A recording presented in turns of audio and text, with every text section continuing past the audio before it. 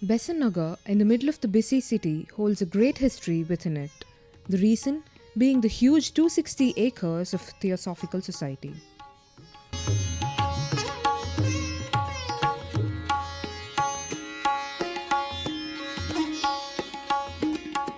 As they started developing this idea, thinking about it, discussing it, they found or they realized or they came to the conclusion that the one space on earth where lots of this concentration of this spirit is available is in India. Madame Blavatsky and H.S. Olcott started the Theosophical Society in 1875 and came down to India to establish it in 1883. The prominent person Annie Besant came down in 1909 and today Besant is named after her. And when she came here, it was absolutely natural for her to see a connect between the Irish freedom movement and the Indian freedom movement.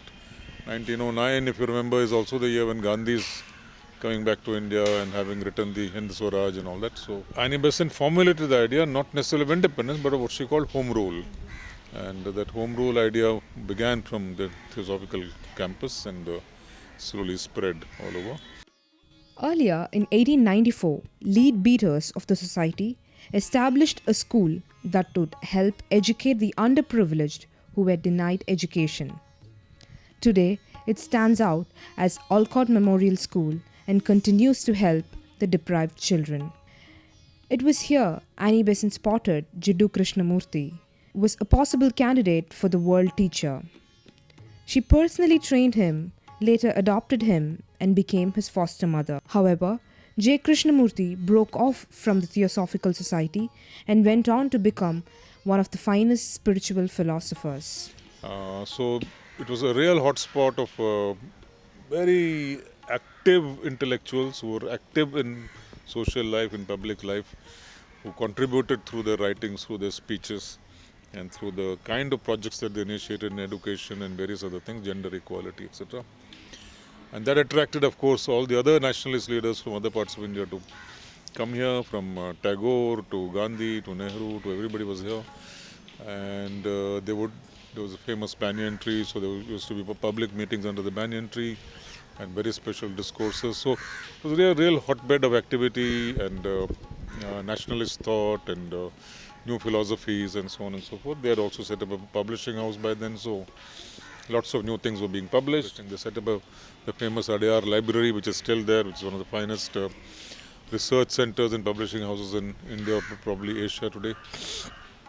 So all these things were parallelly going on. This was the, the real ethos of the Theosophical Society. After Annie Besant, George Arundel became the president of the Theosophical Society.